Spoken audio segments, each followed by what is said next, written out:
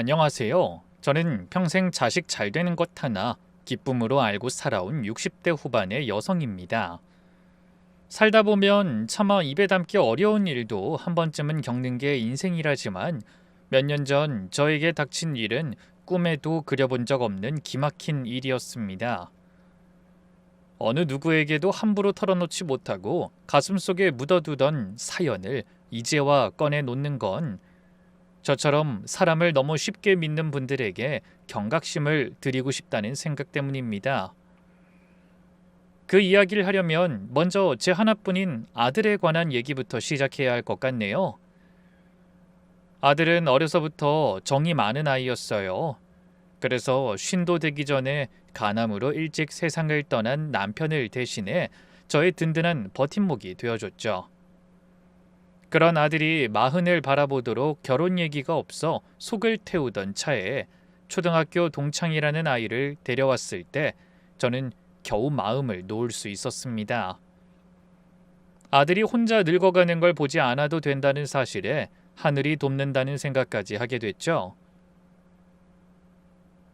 아들이 데려온 여자는 수아라는 아이였는데 둘이 코올리겠적 한 반에서 공부하다 어른이 되어 길에서 우연히 다시 만났다고 하더군요.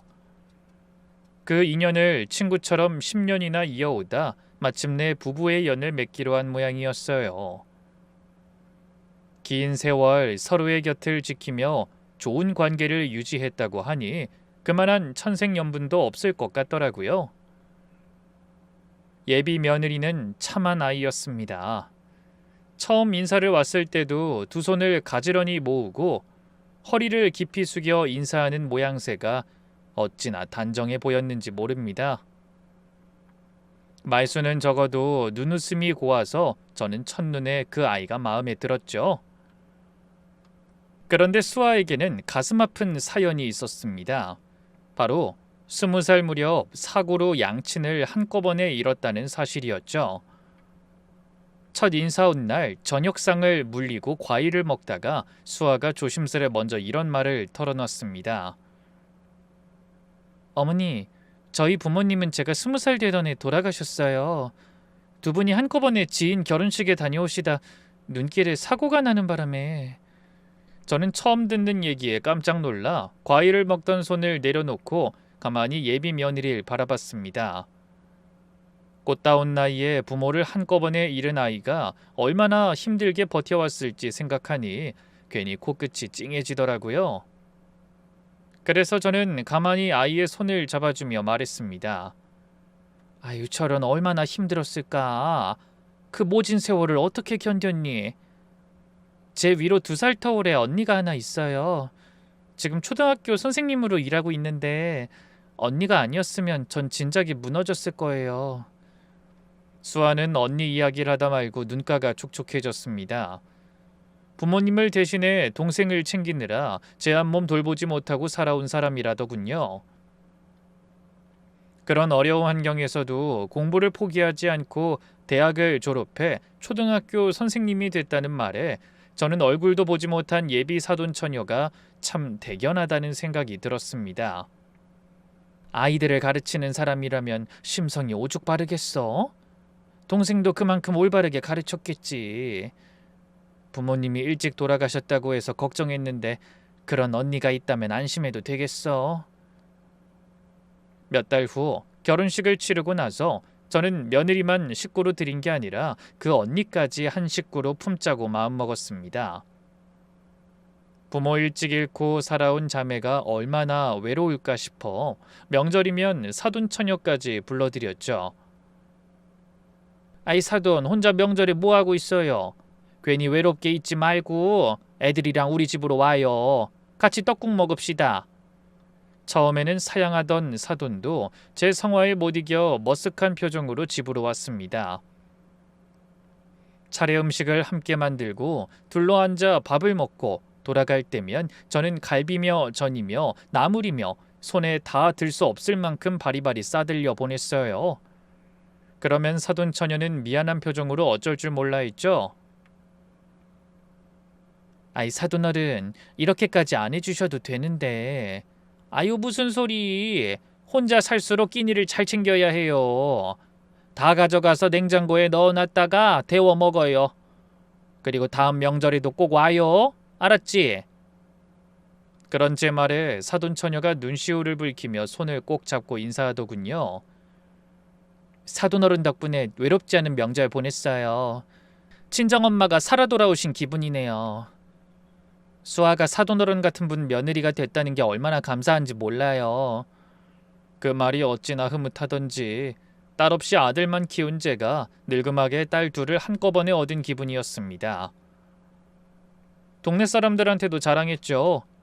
우리 며느리도 며느리지만 그 언니까지 어찌나 살가운지 모른다고요. 그렇게 한 해가 흐른 어느 날 준호한테서 전화가 왔습니다. 엄마, 나 오늘 수아랑 산에 가기로 했어. 바람도 쐬고 운동도 하려고. 오늘 다녀와서 괜찮은 것 같으면 다음에 엄마도 같이 가요. 그래? 잘 생각했구나. 매일 사무실에서 앉아만 있으니 그런 운동도 좀 해야지. 그 산길 미끄러우니 조심하고.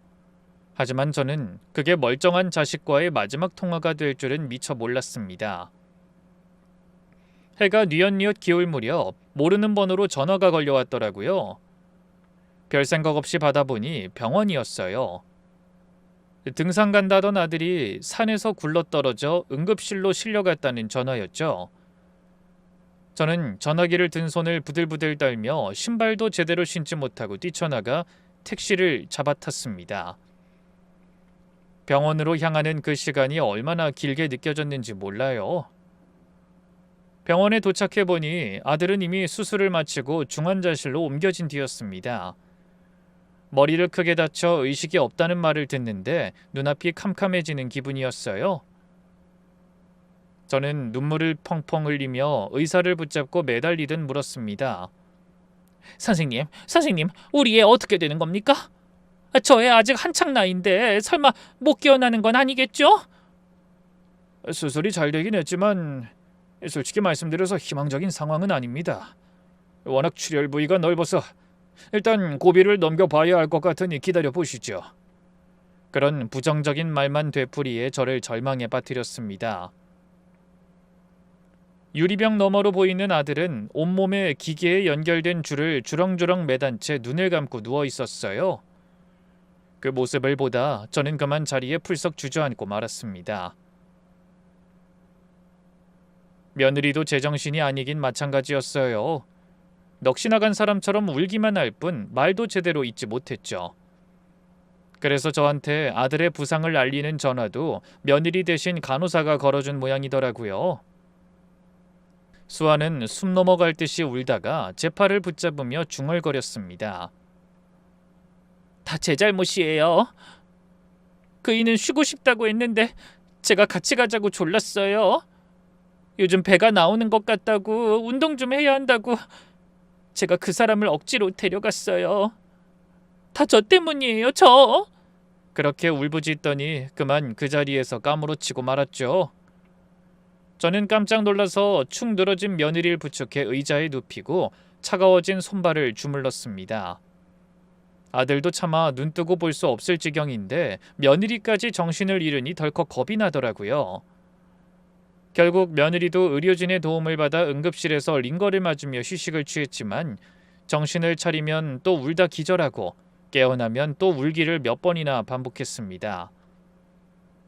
저는 사경을 헤매는 아들과 실신을 거듭하는 며느리 사이에서 속이 새카맣게 타들어가는 기분을 느끼며 생지옥을 맛봐야 했죠. 그런 와중에도 며느리가 정신을 차리면 얼른 어깨를 두드리며 애가 무너지지 않도록 다독여야 했어요. 수아야, 이건 네 잘못이 아니야. 산길에서 발을 헛디딘 걸 누굴 탓하겠니? 그리고 걱정할 거 없다. 준호는 꼭 일어날 거야. 난 내 아들 믿는다. 그렇게 애써 담담해 보이려고 노력했지만 정작 방망이 질치는 제 가슴도 진정이 되지 않아 이를 악물어야 했습니다. 아들은 아들대로, 며느린 며느리대로 너무나 안쓰러웠어요. 한창 나이에 예기치 못한 사고를 당한 아들이나 부모 없이 자란 것도 모자라 결혼한 지 갓 1년 된 남편까지 이를 위기에 처한 며느리도 너무나 걱정됐어요. 애가 얼마나 기가 막히면 정신을 놓을까 싶더라고요.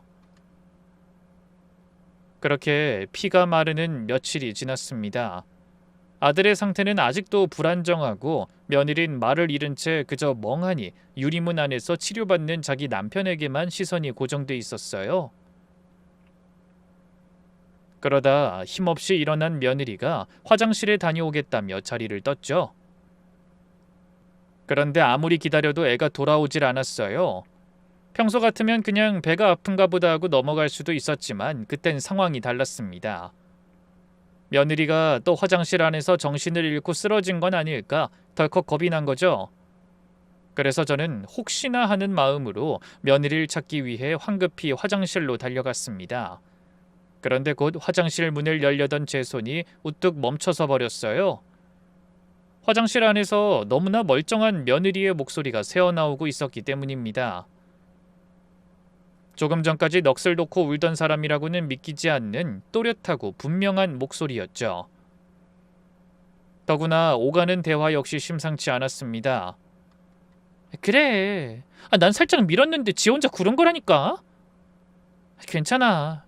거기가 얼마나 험하고 바위가 많은데. 그렇게까지 안 해도 못 깨어날 만큼 많이 다쳤으니까 걱정하지 마. 순간 저는 두 손으로 입을 틀어막았어요. 너무 놀라 온몸이 사시나무처럼 떨리더군요. 조금 전 제가 들은 말이 무슨 뜻인지 도무지 이해가 되지 않았습니다. 불과 몇 분 전까지만 해도 다 죽어가는 목소리로 겨우 입만 떼던 애가 갑자기 팔팔한 목소리로 이상한 소리를 짓거리고 있으니 뭐가 진짜 며느리의 모습인지 너무나 혼란스러웠죠. 저게 도대체 무슨 소리야? 설마 우리 수아가 우리 준호를 밀었다는 말인가? 말도 안 돼. 그렇게 사이 좋은 애들이 도대체 왜... 저는 그 자리를 쉽게 벗어나지 못하고 숨을 죽인 채 어쩔 줄 모르며 서 있었어요. 그런데 문 너머에서 들려오는 며느리의 목소리는 그 한마디로 끝이 아니었습니다. 은밀한 얘기를 나누듯 조금 더 낮은 소리로 속삭이기 시작하더군요. 알았어, 걱정하지 마. 절대 들킬 일 없게 잘했으니까. 응, 끝나고 다시 전화할게. 그러고 전화를 끊는 것 같길래 며느리가 문을 열고 나오기 전에 얼른 몸을 숨겼죠. 기둥 뒤에 붙어서서 화장실에서 나온 그 아이를 지켜봤어요. 근데 조금 전까지 너무나 또렷한 목소리로 멀쩡하게 통화하던 며느리가 화장실을 나서는 순간 다리에 힘이 풀린 사람처럼 비틀거리며 걷는 게 보였습니다. 그러더니 넉나간 표정으로 멍하니 중환자실 유리문 앞에 주저앉는 모습을 보고 있자니 등골이 오싹해지더라고요. 제가 헛것을 보고 들은 게 아닌가 싶을 만큼 조금 전 화장실에서 들은 목소리가 정말 며느리에게서 나왔다는 게 믿기지 않았어요. 맘 같아서는 당장이라도 며느리에게 달려가 멱살을 잡아 흔들고 싶었습니다. 방금 그게 무슨 소리냐고, 내 아들을 네가 밀었다는 게 사실이냐고 따져 묻고 싶었어요. 하지만 저는 떨리는 두 손을 맞잡고 꾹 참았습니다. 늙은 머리로도 그 정도는 알겠더라고요. 지금 제가 들이받아봤자 그 아이가 순순히 죄를 인정할 리 없다는 걸요. 오히려 제가 들었다는 걸 눈치채면 무슨 짓을 할지 모른다는 생각에 소름이 돋았습니다. 증거도 없이 입만 놀렸다간 도리어 제가 미친 시어미 소리를 듣게 될 판이었죠. 그날 밤 며느리가 보호자 대기실에서 잠든 사이 저는 병원 복도 끝에 숨어 아들의 사건을 담당했던 형사에게 전화를 걸었습니다. 며칠간 조사를 해본 결과 특별한 문제가 보이지 않는다며 단순 실족으로 조사를 종결하려는 눈치를 보였거든요. 그래서 저는 다급한 목소리로 이런 말을 꺼냈어요. 형사님, 준호 사건 어떻게 되어가나요? 예, 아드님은 단순히 실족한 걸로 보입니다. 사건 조사도 곧 마무리될 것 같은데요. 아니요, 절대 이대로 끝내면 안 됩니다. 제가 드릴 말씀이 있어요. 사건 수사가 종결된다는 말에 저는 마음이 급해져 목소리가 떨려왔습니다. 형사가 의외라는 듯 놀란 말투로 물었죠. 네? 그게 무슨 아는 게 있으신 거예요? 네, 형사님. 제가 오늘 며느리가 통화하는 걸 들었는데 누군지 모를 사람이랑 이상한 말을 주고받았어요. 살짝 밀었는데 혼자 굴렀다고 분명히 그렇게 말했어요. 제 귀로 똑똑히 들었습니다. 그런 말을 건넸더니 전화기 너머로 잠시 침묵이 흘렀습니다. 아마 형사도 적잖이 놀란 눈치였죠. 어머님, 그게 정말입니까? 확실해요? 혹시 잘못 들으신 건 아니고요? 아닙니다. 제가 분명하게 들었어요. 제발 부탁드립니다. 며느리한텐 비밀로 하고 사고를 다시 한번 조사해 주시면 안 될까요? 사람이 다쳐서 생사를 오가는데 진실은 알아야 하지 않겠습니까? 어떻게든 무슨 일이 있었던 건지 꼭 좀 밝혀주세요. 저는 매달리듯 부탁했습니다. 한참 망설이다 어쩔 수 없다는 듯 이렇게 대답했어요. 알겠습니다. 일단 며느님 눈치채지 못하게 조용히 주변 탐문부터 다시 해보겠습니다. 뭔가 확인되는 게 있으면 따로 연락드릴게요. 저는 그 말에 겨우 한숨을 돌렸습니다. 며칠 뒤 형사에게서 다시 연락이 왔어요. 저는 며느리가 곁에 없는 틈을 타 병원 밖으로 나가 전화를 받았습니다. 그런데 형사의 입에서 나온 말은 제가 그동안 알고 있던 것과는 사뭇 다른 얘기였어요. 어머님, 그 아드님 댁 근처에 사는 이웃들을 좀 만나봤습니다. 그런데 이상한 점이 있네요. 이상한 점이라니요? 저희가 처음 조사를 할 때 아들 내외가 금실 좋게 잘 지낸다고 하셨죠? 그 어머님은 계속 그렇게 알고 계셨던 건가요? 네, 제가 보기엔 그랬어요. 며느리가 엄청 살가워서 둘이 사소한 말다툼하는 것도 못 봤고 우리 아들도 결혼하고 한 번도 싸운 적 없다고 그랬어요. 그래서 저는 그 말 고지고대로 믿고 둘이 잘 산다고 동네방네 자랑하고 다녔고요. 하지만 이어지는 형사의 말에 저는 그만 말문이 막히고 말았습니다. 그런데 이웃들 얘긴 전혀 다릅니다. 밤마다 두 사람 신혼집에서 고성이 오갔다고 하더라고요. 심지어 그릇 깨지는 소리에 여자가 악을 쓰며 우는 소리까지 들렸다고 말하는 사람들이 한둘이 아니었어요. 한 번은 싸우는 게 너무 시끄럽고 무섭기까지 해서 경비실에 항의까지 했다고 하던데요. 저는 전화기를 손에 든 채 멍하니 굳어버렸습니다. 제가 알던 두 사람의 결혼 생활과 형사가 전하는 상황이 너무나 달라서 뭐가 뭔지 모르겠더라고요. 저는 애써 마음을 가라앉히며 확인하듯 물었어요. 아이, 그럴 리가요. 애들이 그렇게 다투는 사이였다고요? 제 앞에서는 얼굴 한번 붉힌 적도 없었는데. 아마 어머님 앞에서만 그랬던 모양입니다. 이웃들 말로는 두 사람이 결혼하고 얼마 지나지 않고부터 거의 매일같이 싸웠다고 하더라고요. 세상에, 갓 결혼한 애들이 뭐 때문에? 아마 돈 문제 같다는 말이 많더라고요. 두 사람이 소리 지르고 싸울 때 그런 말이 오간 모양이에요. 돈 문제라는 말에 가슴이 철렁 내려앉았습니다. 제가 아는 한 준호는 돈으로 사고 칠 나이는 아니었어요. 번듯한 회사에 잘 다니고 알뜰하게 모아서 전세도 자기 힘으로 무난하게 얻었으니까요. 대체 어떤 돈 문제로 그렇게 싸웠다는 건지 도무지 짐작도 가지 않았습니다. 형사님, 우리 애들이 돈 때문에 싸울 일은 없을 것 같은데 아들도 그렇고 며느리도 돈 문제 일으킬 애는 아니에요. 그건 저희가 더 확인해 보겠습니다. 어머님은 평소처럼 아무것도 모르는 척하고 계셔야 합니다. 절대 내색하시면 안 됩니다. 전화를 끊고 나서도 저는 한참을 그 자리에 서 있었습니다. 밤 공기가 제법 쌀쌀한데도 등에서는 식은땀이 흘렀어요. 생각지도 못한 아들 내외의 결혼 생활에 관해 듣고 머릿속이 온통 뒤죽박죽으로 엉켜버렸죠. 제 앞에서는 늘 사이좋은 모습만 보이며 깨가 쏟아지는 것처럼 굴던 아이들이 사실은 서로를 죽일 듯이 싸우는 사이였다는 걸 믿을 수가 없었어요. 둘이 10년이나 알고 지낸 사이인데 결혼하고 그렇게 싸울 일이 뭐가 있었을까? 그럼 정말 두 애가 서로 죽일 듯이 싸우다가 수아가 못된 마음을 먹고 우리 준호를...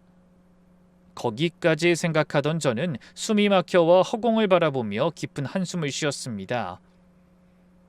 하지만 아무리 생각해도 며느리가 왜 그런 짓을 벌인 건지 그 이유가 이해되지 않았어요. 그래서 한참을 더 괴로움에 몸서리치다 간신히 마음을 추스르고 병실로 발길을 돌렸습니다. 그때 멀리서 중환자실 앞에 서 있는 며느리의 뒷모습이 보이더군요. 유림문 너머 정신을 잃은 남편을 바라보며 어깨를 들썩이며 우는 그 모습은 누가 봐도 가여운 아내의 모습 그 자체였어요. 하지만 저는 그 눈물이 진짜인지 거짓인지 더 이상 분간할 수가 없었습니다. 그래도 일단 형사의 말대로 아무것도 모르는 척 며느리 곁에 다가가 어깨를 감싸 안아줬어요. 저는 품에 안겨 흐느끼는 그 아이의 떨리는 어깨를 바라보면서도 가슴속에서는 걷잡을 수 없는 의심과 두려움이 피어오르고 있었습니다. 형사에게서 다시 연락이 온 것은 그로부터 며칠이 지나서였어요. 그날도 저는 며느리의 눈치를 보며 서둘러 병원 밖으로 나가 전화를 받았습니다. 헌데 형사의 목소리가 전보다 훨씬 더 무겁더라고요. 어머님, 며느님 통장 거래 내역하고 주변을 좀 더 확인해봤는데 마음을 단단히 잡수셔야 할 것 같습니다. 무슨 말씀인데 그러세요? 뜸들이지 말고 어서 말씀해 주세요. 그게 이 며느님이 인터넷 도박에 깊이 빠져 있었습니다. 그것도 한두 푼이 아니라 사채까지 끌어다 쓰는 정황이 있을 정도로 심각한 상태였던 것 같네요. 순간 저는 다리에 힘이 풀려 벽을 짚고 간신히 버텨야 했어요. 도박이라니 귀를 의심할 수밖에 없었습니다. 그 단정하고 참한 아이가, 아니 그런 줄만 알았던 아이가 도박에 사채라니, 도무지 같은 사람이 한 짓이라고는 믿기지 않더라고요. 우리 며느리가요? 그게 정말입니까? 뭔가 잘못 알아보신 거 아니에요? 아니요, 저희도 처음엔 놀랐는데 확인할수록 분명해졌어요. 근데 놀랄 일은 이게 끝이 아닙니다. 아드님이 사고당하기 몇 달 전에 회사에서 퇴직금을 중간 정산해서 받아갔더라고요. 그 말을 듣자 가슴이 철렁 내려앉았습니다. 아들이 퇴직금을 미리 받았다는 얘긴 단 한 번도 들은 적이 없었거든요. 그래서 떨리는 목소리로 또 한 번 확인했어요. 퇴직금을요? 꽤 큰 돈이었을 텐데 도대체 그 돈을 어디다 쓰려고... 놀라지 마세요. 그 며느님 도박 빚을 갚는 데 쓴 것으로 보입니다. 아드님이 아내 빚을 메우느라 멀쩡한 퇴직금까지 헐었던 거죠. 그런데 문제는 며느님이 그 뒤로도 도박을 끊지 못했다는 겁니다. 들을수록 기가 막힌 진실에 저는 연이어 감당할 수 없는 충격을 받아야 했어요. 하나뿐인 아들이 도박에 미친 마누라 뒤치다꺼리하느라 속이 새카맣게 타는 동안 저는 아무것도 모르고 그 며느리를 친딸처럼 끼고 돌았던 겁니다. 명절마다 며느리 친정언니 음식도 싸들려 보내고 동네방네 자랑까지 하면서요. 너무 화가 나니 눈물이 나더군요. 슬퍼서가 아니라 우라통이 터져서 죽겠더라고요. 그런데 다음 날 형사가 더 경악할 사실을 전해왔습니다. 보호자 휴게실 구석에 앉아 전화를 받던 저는 형사의 말을 듣고 너무 놀라 반사적으로 벌떡 일어섰어요. 어머님, 그 며느님이 도박 빚을 갚으려고 밤에 유흥업소에까지 나갔던 걸로 확인됐습니다. 거기서 번 돈으로 빚을 돌려막고 있었던 거예요. 세상에, 어떻게 그런 일이... 우리 준호는 그걸 알고 있었을까요? 예, 아드님이 뒤늦게 그 사실을 알고 크게 다툰 모양입니다. 이웃들이 들었다는 그 고성이 다 그 무렵의 일이었어요. 아드님이 더는 못 참겠다며 이혼 얘기까지 꺼냈다는 증언도 있고요. 며느님이 일했다는 업소 웨이터의 목격담으로는 아드님이 몇 번이나 그곳에 찾아와서 며느님을 설득해 데려갔다고 합니다. 저는 두 눈을 질끈 감았습니다. 그동안 제 앞에서 깨가 쏟아지는 척 웃던 그 얼굴 뒤로 아들이 얼마나 혼자 속을 끓이며 견뎠을지를 생각하니 가슴이 미어졌죠. 그런데 형사의 다음 말은 제가 차마 감당하기 어려운 것이었어요. 어머님, 그래서 저희가 그 등산 사고를 다시 조사해봤습니다. 어머님 말씀대로 아무래도 단순 실족이 아닌 것 같아서요. 며느님이 남편한테 먼저 산에 가자고 했다는 게 다른 이유가 있었던 것 같습니다. 그럼 그게 다 처음부터 계획적으로 벌인 일이란 말이죠? 저희가 보기에는 그렇습니다. 인적이 드문 비탈에서 며느님이 아드님을 밀어버린 것으로 보입니다. 화장실에서 어머님이 들으셨다는 말이 바로 그 순간을 두고 한 말이었던 걸로 짐작됩니다. 전화기를 쥔 손이 사시나무처럼 떨렸습니다. 짐작은 하고 있었지만 막상 형사의 입으로 확인받으니 온몸의 피가 거꾸로 솟는 것 같았어요. 제 자식이 한 입을 덮고 살던 사람에게 등을 떠밀려 생사가 오가는 상황에 놓이게 됐다니 도저히 가만히 있을 수가 없었습니다. 형사님, 도대체 어떻게 이런 일이 있어요? 그깟 도박비 때문에 사람을 죽이려고 했단 말입니까? 제가 알던 며느린 절대 그런 일을 할 애가 아니었는데 사람이 얼마나 미치면 그럴 수가 있나요? 그러면서 전화기를 붙든 채 오열했습니다. 전화기 너머 형사의 한숨 소리가 들렸어요. 어머님, 이 도박이 그렇게 무서운 거예요. 저희가 현장에서 볼 때도 참 씁쓸한 상황이 많습니다. 요즘은 며느님 같은 주부뿐만 아니라 어린 학생들까지 그런 경우가 흔해요. 도박 빚에 쫓겨서 궁지에 몰린 학생이 자기 부모를 대상으로 몹쓸 짓을 하려고 시도한 일도 있었고요. 세상에, 어떻게... 며느님도 아마 아드님 이름으로 된 재산을 노린 게 아닌가 싶어요. 그 아드님 앞으로 전세보증금과 사망보험금이 있으니까요. 자세한 건 더 수사를 해보고 말씀드리겠습니다. 지금까지 수사 상황은 절대 며느님 앞에서 티내시면 안 됩니다. 아셨죠? 하지만 저는 아무 말도 못하고 전화기를 손에 든 채 부들부들 떨면서 눈물만 흘렸어요. 제가 며느리로 믿으며 아끼던 그 아이가 자기 남편의 목숨을 저울에 올려놓고 따지고 있었다는 사실을 받아들이기가 쉽지 않았거든요.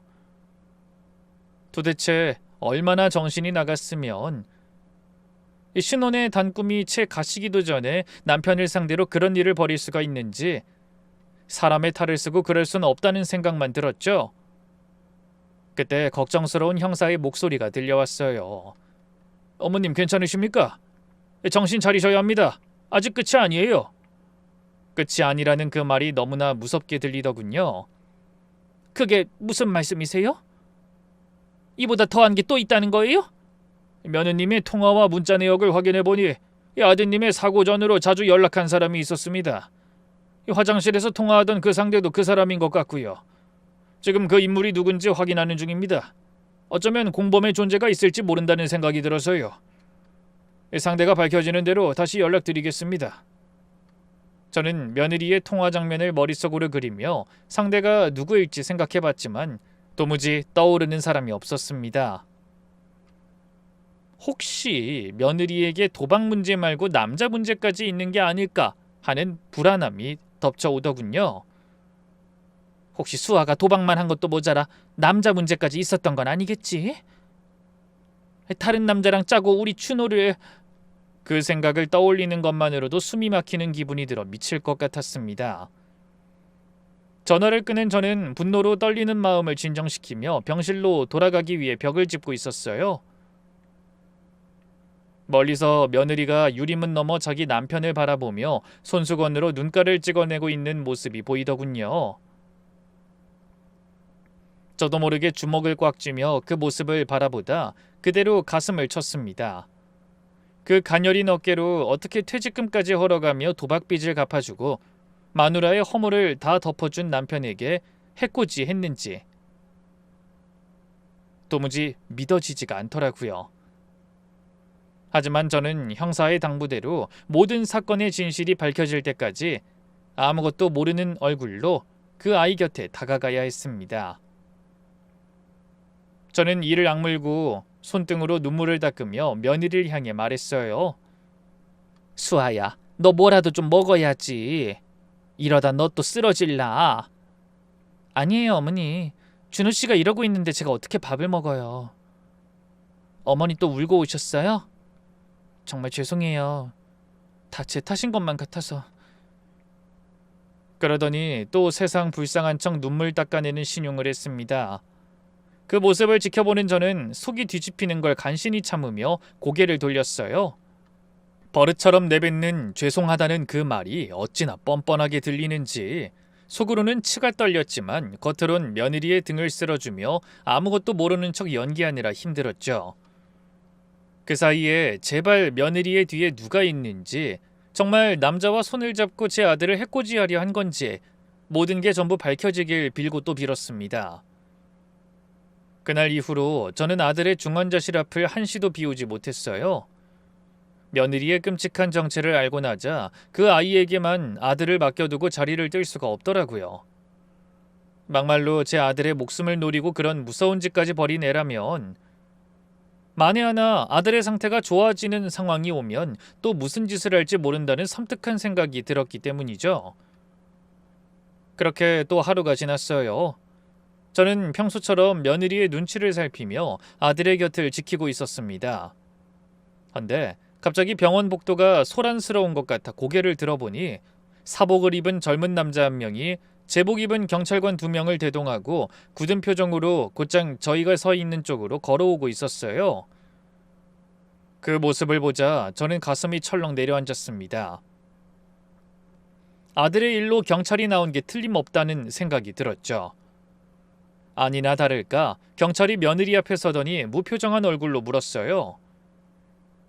김수아 씨 맞으시죠? 경찰입니다. 저희랑 같이 좀 가주셔야겠습니다. 남편분 사고와 관련해서 정식으로 조사할 게 있습니다. 순간 며느리의 얼굴이 새파랗게 질리는 게 보였습니다. 늘 단정하던 얼굴이 일그러지며 갑자기 눈동자를 이리저리 굴리더니 어쩔 줄 몰라 하더군요. 그러다 슬슬 뒷걸음질까지 치는 게 분명 당당하지 못한 이유가 있는 게 틀림없었습니다. 그 반응을 보며 저는 또 한 번 가슴이 무너지는 기분을 느껴야 했죠. 그때 경찰들은 아무것도 묻지 않았는데 제발 저린 며느리가 먼저 이상한 변명을 들어놓기 시작했어요. 무슨 말씀이세요? 조사라뇨? 그건 지난번에 다 끝난 거 아닌가요? 그냥 단순한 실족 사고였다고 제가 다 진술했는데요. 네, 그런데 추가로 조사할 게 몇 가지 더 있어서요. 자세한 건 서로 가서 말씀하시죠. 협조 부탁드립니다. 그렇게 정중하게 부탁했지만 며느리는 어떻게든 경찰서에 가지 않고 그 상황을 모면하려고 노력했어요. 결국 실랑이를 벌이던 경찰들이 양팔을 붙들자 며느리가 발버둥을 치며 악을 썼습니다. 어찌나 우악스럽게 반항하는지 조금 전까지 남편의 사고로 넋이 나간 불쌍한 여자처럼 굴던 모습은 온데간데 없더라고요. 그러면서도 뻔뻔하게 저를 향해 이런 말을 짓거렸어요. 어머니 저 좀 도와주세요. 전 아무 짓도 안 했어요, 어머니. 이 사람들 좀 말려주세요.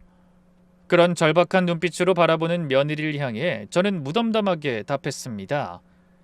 너 왜 그렇게 펄쩍 뛰니? 그냥 조사만 하신다고 하잖아. 제가 준호 씨 두고 어딜 가요? 자리 비운 사이에 무슨 일이라도 생기면 어떻게 하고요? 괜찮다. 준호 옆에 내가 있으니까. 넌 가서 그날 있었던 일에 대해서 하나도 빠짐없이 다 털어놔. 알겠니? 저는 절대 안 간다고 울부짖으며 끌려가는 며느리를 보면서 억장이 무너지는 기분을 느껴야 했습니다. 그동안 며느리에게 친딸처럼 품었던 정과 제 자식을 산비탈로 밀었다는 끔찍한 진실 사이에서 가슴이 갈갈이 찢기는 것 같더군요. 그래서 끌려가는 며느리의 뒷모습을 보면서 두 손으로 얼굴을 가린 채 그 자리에 주저앉아 흐느껴 울어야 했습니다.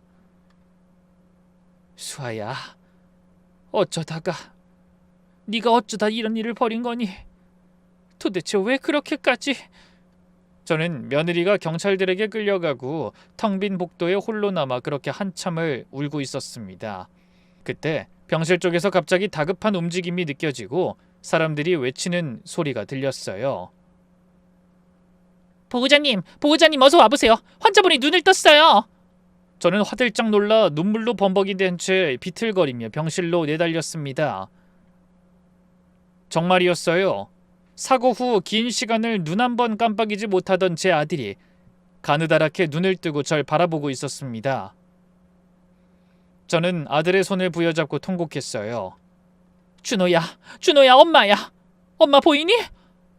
아이고 이 녀석아. 제가 말을 잇지 못하고 울부짖자 준호는 초점 어린 눈으로 한참 동안 절 바라보다 겨우 메마른 입술을 떼었습니다. 그런데 의식을 되찾은 아들이 맨 먼저 꺼낸 말이 제 가슴을 다시 한번 무너지게 했어요. 엄마, 수아가 날 밀었어. 떨어지기 직전에 내가 돌아봤는데 그 사람이 날 보면서 웃고 있었어. 내가 수아 얼굴을 똑똑히 봤어요. 저는 터질 것 같은 가슴을 부여잡고 또 눈물을 쏟아냈습니다. 아들은 그 산비탈에서 굴러떨어지던 마지막 순간 자신을 떠민 아내의 얼굴을 또렷이 기억하고 있었던 겁니다. 오랜 잠에서 깨어난 준호는 떨리는 목소리로 그동안의 일을 하나씩 털어놓기 시작했습니다. 엄마, 수아가 도박을 끊지 못했어. 빚이 자꾸 불어나서 내 퇴직금까지 다 끌어다 갚았는데도 소용이 없었어. 나중엔 그 빚을 감당하기 힘드니까 밤에 술집에 나가기까지 하더라고. 그걸 알고 더는 버틸 수가 없어서 내가 먼저 이혼하자고 했어요. 그랬더니 정신 차리고 산에 다니면서 끊어보겠다고 자기를 마지막으로 한 번만 믿어달라고 하더라고. 준호는 거기까지 말하다 말고 눈을 질끈 감았습니다. 그날의 끔찍한 기억이 되살아나는 듯 고통스러운 얼굴이었죠. 저는 안타까운 마음으로 그런 아들의 말을 가만히 기다려줬습니다. 잠시 후 숨을 고른 아들이 다시 입을 열었어요. 그래서 한 번만 더 믿어보자고 마음먹고 따라 나섰는데 인적 없는 비탈 앞에 서서 갑자기 사진을 찍어준다는 거야. 그러면서 비탈 가까이에 서라고 하더니 갑자기 뒤돌아서 내 등을 힘껏 밀었어요. 분명히 일부러 그런 거야. 엄마, 나 무섭고 억울해. 난 어떻게든 그 여자 정신 차리게 하고 싶어서 끝까지 도박하는 거 숨겨주면서 죽을 힘을 다해서 살았는데 결국 돌아온 게 이런 거라니. 그동안 잘 사는 척 속여서 미안해. 엄마까지 걱정시키기 싫어서 그랬어. 괜찮아, 네 잘못 아니야. 준호야, 엄마는 그냥 네가 이렇게 눈을 떠준 것만으로도 너무나 감사해. 아무 걱정하지 말고 지금은 얼른 기운 차릴 생각만 하자, 응? 그러면서 울먹이는 아들을 끌어안고 한참을 울었습니다. 마누라 뒷바라지하느라 속이 새까맣게 타들어가면서도 어미한테는 내색 한번 안 하고 혼자 견뎠을 자식을 생각하니 가슴이 찢어지는 기분이었죠.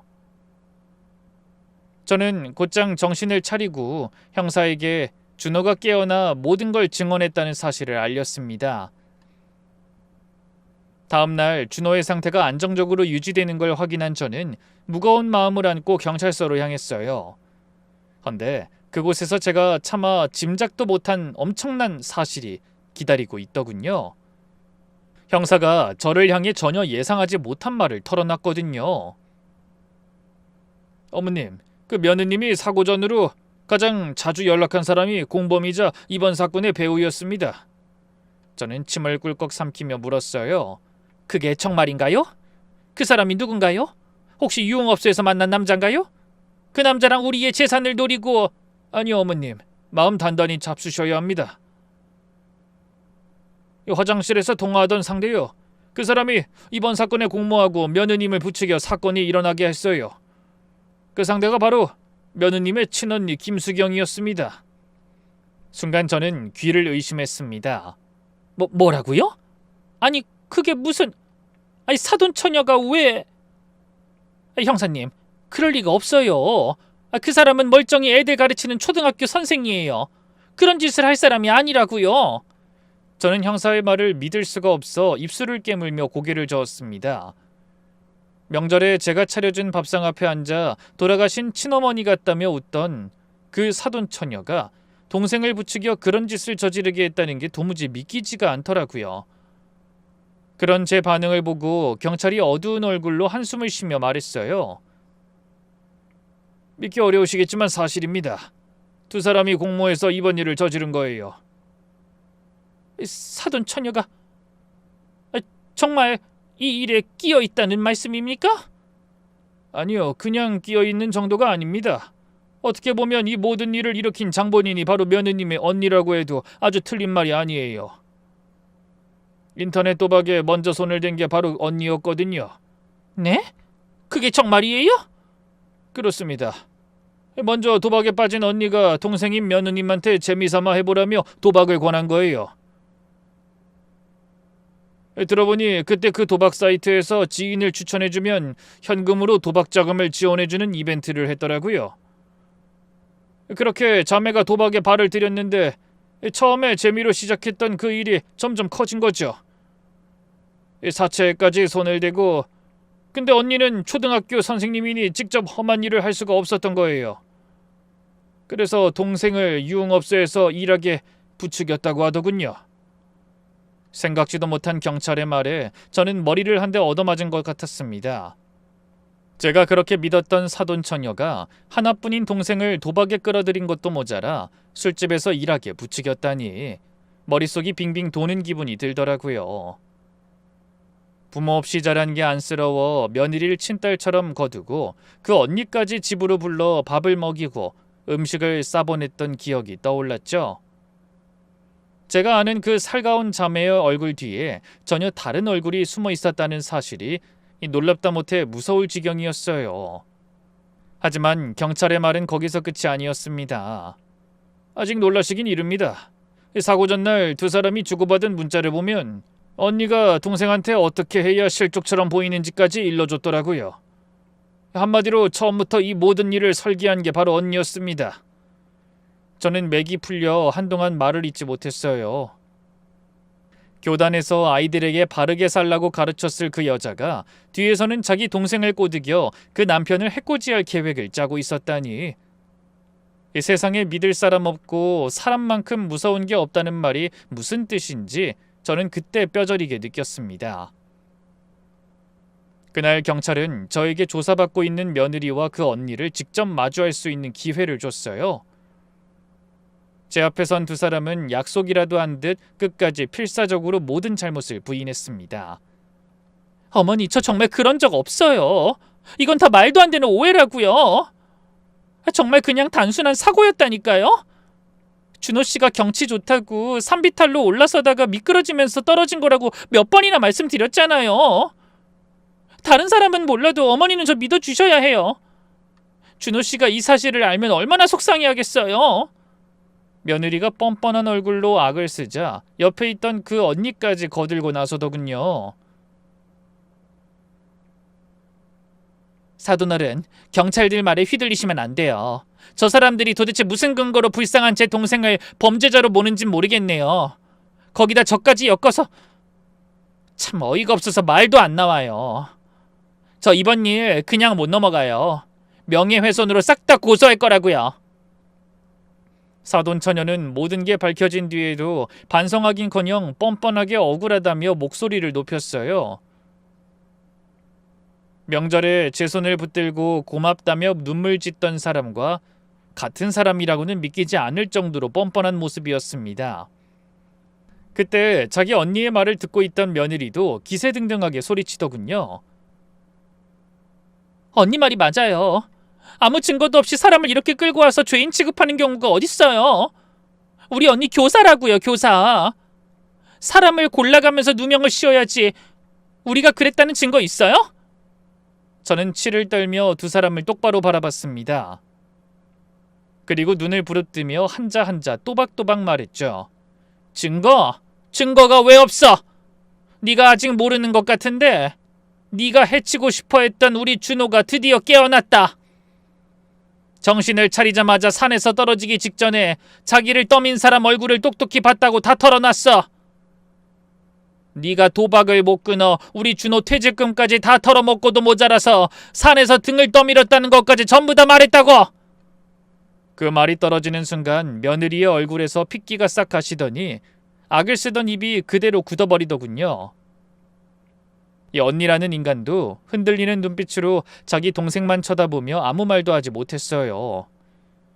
잠시 후 정신을 가다듬은 며느리가 어쩔 줄 몰라 하다 간신히 입을 열었습니다. 준호 씨가 깨어났다고요? 그 말에 저는 이를 갈며 대답했어요. 그래, 너는 준호가 죽길 바랬겠지만 멀쩡히 깨어나서 네가 한 짓을 하나도 빠짐없이 다 말했다고. 이래도 사고라고 우길 테냐? 어디 언제까지 버틸 수 있는지 보자. 손바닥으로 하늘을 가릴 순 없으니까. 순간 며느리의 눈동자가 격하게 흔들리며 얼굴이 굳어지는 게 보였어요. 그러더니 잠시 후 두 자매가 그동안 감춰왔던 진실을 와르르 쏟아내기 시작했습니다. 그 진실은 제 짐작보다 훨씬 더 치밀하고 소름 돋았어요. 먼저 무너진 건 며느리였습니다. 한참을 고개 숙이고 있던 그 애가 결국 떨리는 목소리로 이런 말을 꺼내더군요. 그래요, 맞아요. 제가 그랬어요. 빚이 너무 많아서 어쩔 수 없었어요. 사채업자들이 괴롭히는데 도저히 갚을 방법이 없더라고요. 근데 준호 씨 앞으로 된 전세금이랑 보험금이면 다 해결될 것 같아서. 저는 끓어오르는 분노로 입술을 파르르 떨며 소리쳤어요. 그러니까 그 돈 때문에 네 허물을 다 감춰주고 퇴직금까지 땡겨서 도와주려 했던 남편을 해치려고 했단 말이야? 그래놓고 거절한 척 쇼까지 벌여? 네가 어떻게 우리 준호한테 그럴 수가 있어? 네가 그러고도 사람이냐? 울부짖음 같은 그 말을 듣던 며느리는 차마 제 눈을 마주보지 못하고 더욱 깊이 고개를 숙였어요. 그러자 옆에 있던 언니라는 인간이 신경질적으로 자기 동생을 바라보며 쏘아붙였습니다. 야, 너 입 다물어. 지금 무슨 소리 짓거리는 거야? 언니 이제 그만해. 준호 씨가 깨어났다잖아. 다 끝났어, 언니. 너 왜 이래? 고작 그런 약해 빠진 마음으로 어떻게 살아갈래? 아휴, 너를 믿은 내가 등신이지. 넌 어릴 때부터 그랬어. 왜 그렇게 다부지질 못해, 답답하게. 그러게 애초에 내가 말한 대로 한 번에 끝냈어야지. 정에 끌려서 슬쩍 건드리니까 이런 일이 생긴 거 아니야?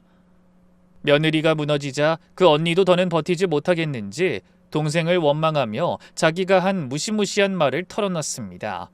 헌데 그래도 죄책감에 눈물 흘리는 동생과 달리 언니는 전혀 반성하는 기미가 보이지 않았어요. 그저 더 모질지 못한 동생 때문에 일을 그르친 게 아쉽기만 한 모양이었죠. 그런 인간이 아무렇지 않은 얼굴로 어린 학생들을 가르쳤다고 생각하니 기가 막혔습니다.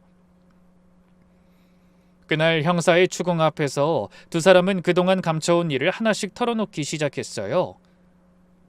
언니가 먼저 도박에 빠진 뒤 동생을 끌어들였고 둘이 함께 빚더미에 올라앉아 그 빚을 한 번에 털어버릴 방법으로 제 아들의 목숨을 노렸다는 겁니다. 특히 학교까지 사채업자가 들이닥칠 게 두려웠던 언니는 동생에게 술집에서 일할 것을 강요하고 그걸로도 부족하니 동생을 설득해 그 남편을 해코지하게 한 겁니다. 두 사람은 그 돈을 나눠 가질 작정으로 사고를 가장해 제 자식을 산비탈에서 떠밀기로 한 거예요. 두 사람의 자백이 끝난 뒤 형사가 저를 따로 불러 앞으로의 일을 차근차근 일러줬습니다. 어머님, 이 두 사람 다 살인미수와 그 공모 혐의로 구속수사 들어갑니다. 보험금을 노린 정황이 명확하니 보험사기 공모까지 같이 적용될 겁니다. 그럼 수아, 그 제 며느리는 어떻게 되는 겁니까? 죄질이 워낙 나빠서 실형은 피하기 어려울 거예요. 특히 언니는 사건을 처음부터 설계한 주범으로 보고 있어서 모든 걸 동생이 실행했다고 해도 그보다 죄가 절대 가볍지 않습니다. 그리고 그 도박빚이라는 건 어떻게 되는 거죠? 설마 우리 준호한테... 아닙니다. 안 그래도 지금 수사 중인데 그 도박 사이트 자체가 불법적으로 운영되는 곳이었어요. 사채업자와 도박 사이트 운영자들이 일부러 치밀하게 계획을 세워 중독자를 만들고 그 사람들한테 악질적인 고리대금을 빌려준 거죠. 전부 잡아들이고 끝낼 거라 채무에 대한 책임 자체가 없습니다. 그게 정말인가요? 그럼 우리 준호가 그 빚을 떠안을 일은 없는 거죠? 전 그것까지 우리 애가 짊어지게 될까봐 밤마다 잠을 못 잤어요. 네, 어머님. 그 점은 마음 놓으셔도 됩니다. 애초에 불법 사이트에서 생긴 빚은 법으로 갚을 의무가 없는 돈이에요. 오히려 그렇게 사람을 올가맨 인간들이 처벌 대상이지 피해자가 책임질 일이 아닙니다. 아이고, 이제야 한시름 놓겠네요. 정말 고맙습니다, 형사님. 그제야 저는 겨우 한숨을 돌렸습니다. 자신의 목숨을 돈으로 따지던 인간들이 합당한 벌을 받게 된다는 사실도 사람을 그렇게 궁지로 몰아넣은 사악한 도박판 운영자와 사채업자들도 잡혀간다고 생각하니 그나마 위안이 됐어요. 게다가 하늘이 도와 생사의 기로에 서 있던 아들이 정신을 차렸으니 그 또한 너무나 감사한 일이었죠. 멀쩡하던 아들이 사고를 당해 다 죽어가는 것도 모자라 그런 짓을 저지른 게 며느리라는 사실을 알았을 때는 끝도 없는 어둠 속에 홀로 버려진 것 같았는데 그제야 제 눈앞에도 한 줄기 햇살이 비추는 기분이었습니다. 그 뒤로 몇 달에 걸친 재판 끝에 두 자매는 형사의 말대로 자신이 저지른 죄에 대해 합당한 벌을 받게 됐어요. 며느린 자기 남편을 직접 밀어 죽이려 한 죄로, 언니는 그 모든 일을 뒤에서 꾸미고 조종한 죄로 나란히 무거운 실형을 선고받았죠. 특히 그 언니는 모범을 보여야 할 교육자 신분으로 그런 짓을 저질렀다는 사실 때문에 더욱 많은 사람의 공분을 샀습니다. 이제 그 여자가 선생님이랍시고 교단에 설 일은 영영 없어졌고요. 아이들에게 바르게 살라 가르치던 그 자리에 더는 발붙일 수 없게 된 겁니다. 선고가 내려지던 날, 죄인의 모습으로 끌려나가던 며느리가 저를 향해 마지막으로 한마디를 던졌습니다. 어머니, 정말 죄송해요. 저한테 잘해주신 거 잊지 않을게요. 하지만 저는 고개를 돌린 채 그 말에 아무 대답도 하지 않았습니다. 제 아들을 한낱 자기 도박 빚을 갚기 위한 도구로 여긴 아이에게 제가 무슨 말을 할 수 있겠어요? 뒤늦게 사과한다 한들 며느리가 저지른 짓은 그 짧은 한마디로 잊히거나 용서받을 수 있는 가벼운 일이 아니잖아요. 그런 죄송하다는 사과 따위 저에게는 아무런 의미도 없었죠. 그때 재판이 진행되는 동안 몸이 회복돼 함께 판결을 보러 온 아들 준호가 제 팔을 잡아 끌며 말했습니다. 엄마, 이제 그만 가요. 다 끝났어. 그러더니 제 어깨를 가만히 감싸며 한숨을 쉬더군요. 저는 고개를 돌려 그런 아들의 모습을 물끄러미 바라봤습니다. 처음 중환자실에 누워있는 아들을 봤을 때가 떠올랐어요. 정말 피가 마른다는 게 무슨 뜻인지 알 정도로 죽을 맛이었죠. 다행히 길고 힘든 재활을 잘 견뎌줘서 큰 후유증 없이 건강을 되찾게 된 아들이 새삼 너무나 고맙게 느껴졌습니다. 머리를 크게 다쳐 한때는 깨어나는 것조차 기적이라던 아이가 제 발로 걸어 법원을 찾을 수 있게 된 것만으로도 하늘에 감사할 따름이었죠. 재판이 모두 끝나고 집으로 돌아오던 길, 준호가 차창 밖을 한참 바라보다 조용히 입을 열었습니다. 엄마, 나 정말 바보였지. 수아가 도박에 빠진 걸 알면서도 10년을 알고 지낸 정 때문에 헤어지질 못했어요. 왜 진작 엄마한테 말하지 않았어? 혼자 그 무거운 짐을 다 짊어지고. 내 선택 때문에 엄마까지 걱정시키기 싫었어. 매번 빚을 갚아주면서 기대한 것도 있고, 이번엔 정신 차리겠지, 다음엔 끊겠지, 그렇게 미련하게 믿기만 했거든. 그러다 그런 꼴까지 당하고 하마터면 엄마 곁을 영영 떠나서 세상에 없을 불효를 할 뻔했네. 그러면서 씁쓸하게 웃더군요. 저는 그런 아들의 어깨를 토닥이며 말했어요. 준호야, 우리 지난 일은 다 잊자. 마음이 약하고 모질지 못해서 그런 거지 네가 무슨 잘못이 있다고. 아무리 험한 세상이라지만 사람이 정이 많은 게 흠은 아니잖니? 하지만 아들은 고개를 절레절레 흔들며 깊은 후회가 담긴 말투로 대답했습니다. 아니야 엄마, 정에 끌려다니다 나도 죽을 뻔하고 엄마 가슴에도 평생 못 박을 뻔했잖아요. 그 상처를 어떻게 잊겠어. 잊으라는 게 아니야. 그냥 그 무게에 짓눌려 살질 말자는 거지. 엄마는 네가 그 일에 발목 잡혀서 평생 웅크리고 사는 게 제일 무서워. 알았어요. 나 앞으로 정말 보란듯이 잘 살아볼게. 엄마 마음고생 시킨 거 다 갚으려면 아직 멀었으니까. 그래, 고마워. 그렇다고 너무 급하게 무리하지 말고. 엄만 네가 이렇게 살아 돌아온 것만으로도 충분히 감사해. 너 정신없이 누워있는 동안 얼마나 애가 탔는지 아니? 미안해 엄마. 나 이젠 그렇게 안 살 거야. 아니다 싶으면 끊어낼 줄도 알아야 한다는 걸 너무 늦게, 너무 끔찍한 방법으로 배웠어. 저는 그렇게 말하는 아들의 손을 꼭 잡아줬습니다. 모진 일을 겪고 나서야 단단해진 자식의 눈빛을 보며 가슴이 아프면서도 한편으론 다행이라는 생각이 들더라고요. 그 후로 준호는 차근차근 새 삶을 꾸려나갔습니다. 공백이 길어 다니던 회사로 돌아가진 못했지만 작은 회사부터 새로 시작하며 조금씩 자리를 잡아갔어요. 그때 아들의 모습은 참 홀가분해 보였습니다. 자신을 올가매던 그 끔찍한 인연을 완전히 정리하고 나서야 비로소 제대로 숨을 쉬는 사람처럼 보이더군요. 어느 날 저녁 함께 밥을 먹다가 준호가 문득 이런 말을 꺼냈어요. 엄마, 나 요즘은 잠을 푹 자서 너무 좋아. 예전에 수아랑 살 때는 언제 사채업자가 들이닥칠지 몰라서 매일 밤 악몽을 꿨거든. 편하게 자는 날보다 못 자는 날들이 더 많았는데 가슴이 뻥 뚫린 것처럼 후련해서 이제야 좀 살 것 같아요. 그래, 그러면 됐어. 엄만 이제 너만 잘 지낸다면 다른 건 아무것도 욕심내지 않고 매일 감사하면서 살 수 있을 것 같거든. 그런 일이 있고 한참의 시간이 지났습니다. 지금에 와서 생각해보니 저는 사람을 너무 쉽게, 너무 깊이 믿었던 것 같아요. 부모 없이 자란 게 가엾다는 마음 하나로 며느린 물론 그 언니까지 식구로 품었죠. 그 마음과 정성이 잘못이었다고는 생각하지 않습니다. 다만 제가 베푼 따뜻한 마음을 그렇게 무참히 짓밟을 수 있는 사람들이 세상에 있다는 걸 그땐 미처 알지 못했던 게 잘못이라면 잘못일까요? 하지만 제가 그런 일을 겪었다고 해서 세상 모든 사람이 남들에게 경계심을 갖고 나를 세우며 살아가길 바라는 건 아닙니다. 다만 저처럼 마음 약하고 정 많은 분들에게 한 가지 당부는 드리고 싶네요. 누군가를 믿고 마음을 내어주는 건 분명 귀한 일입니다. 하지만 아무리 가까운 사이라도 아니다 싶은 일이 보이면 모른 척 덮어두지 마세요.